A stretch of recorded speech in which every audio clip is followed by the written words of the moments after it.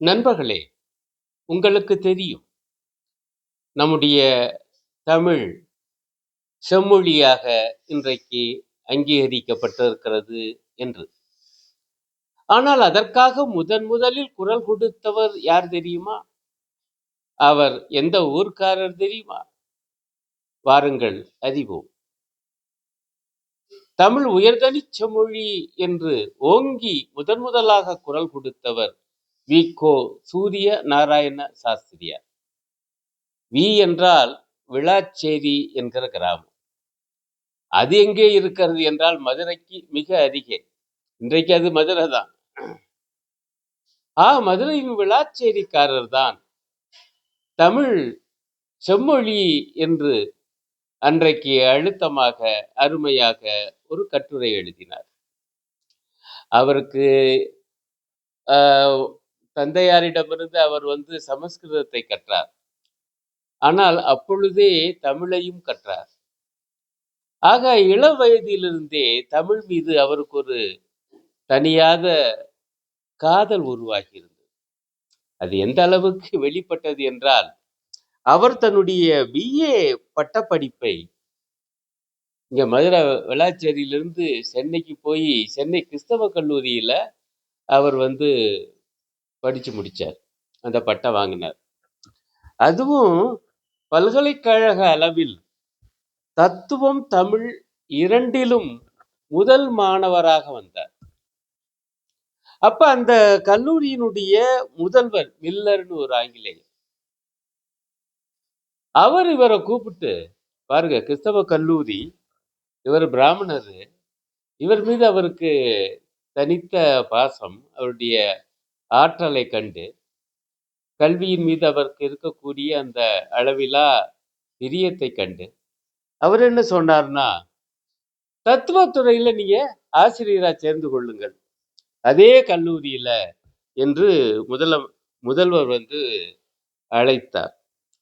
ஆனால் இவரு, நான் தத்துவத்துறையில சேர மாட்டேன், தமிழ் துறையில வேணா நான் ஆசிரியராக சேர்ந்து கொள்கிறேன். அப்படி அங்க சேர்ந்து 2 ஆண்டுகளில் அந்த கல்லூரியின் தமிழ் துறையின் தலைவரானார். எல்லாம் இள வயதுதான். கொடுமை என்ன தெரியுமா? அவர் வாழ்ந்ததே 33 ஆண்டுகள் தான்.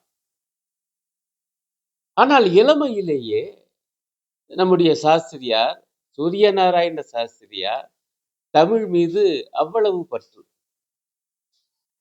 அப்பத்தான் அவரு ஒரு கட்டுரை எழுதினார். அதன் பெயர் உயர்தனி செம்மொழி.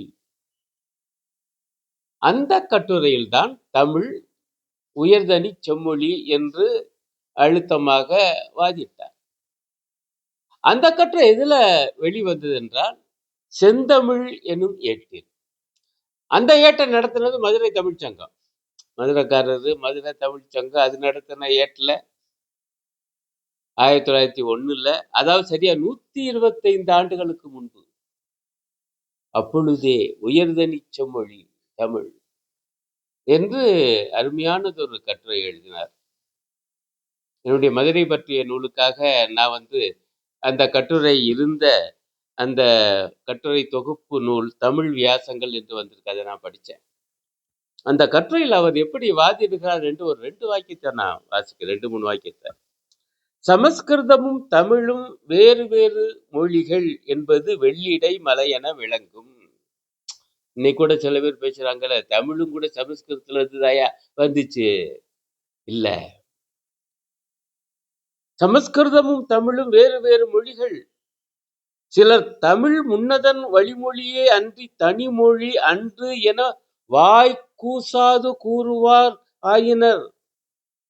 வடமொழியை சமஸ்கிருதத்தை உயர்தனி செம்மொழியினும், அதாவது கிளாசிக்கல் லாங்குவேஜ் என்றும், தென்மொழியை தமிழை உள்நாட்டு மொழியிலும், அதாவது வெர்னாக்குலர் லாங்குவேஜிலும் அடக்கி வகைப்படுத்தினர் அந்த கோஷ்டியார்.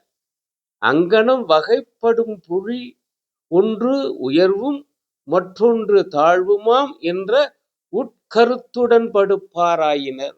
அந்த காலத்து மொழி நட அதாவது எவ்வளவு சாதுரியமா, சமஸ்கிருதம் தாயா உயர்தனி செம்மொழி. தமிழே அதுல இருந்தாயா வந்துச்சு. அது வெறும் வெர்னாக்குலர் உள்நாட்டு மொழிதாய்யா. அப்படின்னு வாதிட்டு இருக்காங்க அந்த காலத்துல. அது கண்டு நம்முடைய சாஸ்திரியாருக்கு அடங்காத கோபம் வந்தது. அப்பத்தான் உயர்தனி செம்மொழி தமிழ் என்று வாதிட்டு இந்த கட்டுரை எழுதுகிறார். அதுல நீங்க பாத்தீங்கன்னா அருமையான தர்க்கவாதம் இருக்கும். உயர்தனி செம்மொழினா என்ன அப்படின்னு. அத உயர் தனி மொழினா என்ன இலக்கணம், அதுக்கு தமிழ் எப்படி பொருந்தி வருது. செம்மொழினா என்ன வரையறை, அதற்கு எப்படி தமிழ் பொருந்தி வருது. ஆகவே தமிழும் உயர்தனி செம்மொழியே. இப்படி பிரமாதமாக ஒரு தர்க்க நியாயத்துடன் அவர் அதுல வாதிட்டு இருந்தார். நான் படிச்சு பார்த்துட்டு அசந்து போயிட்டேன். ஆகவே தமிழுக்காக இப்படி நியாயமாக வாதாடிய ஒரு சாஸ்திரியார், அதுவும் மதுரக்காரர் இருந்தார். இதெல்லாம் தெரிஞ்சுதாங்க நம்முடைய பாவேந்தர் பாரதிதாசன் பாடினார்.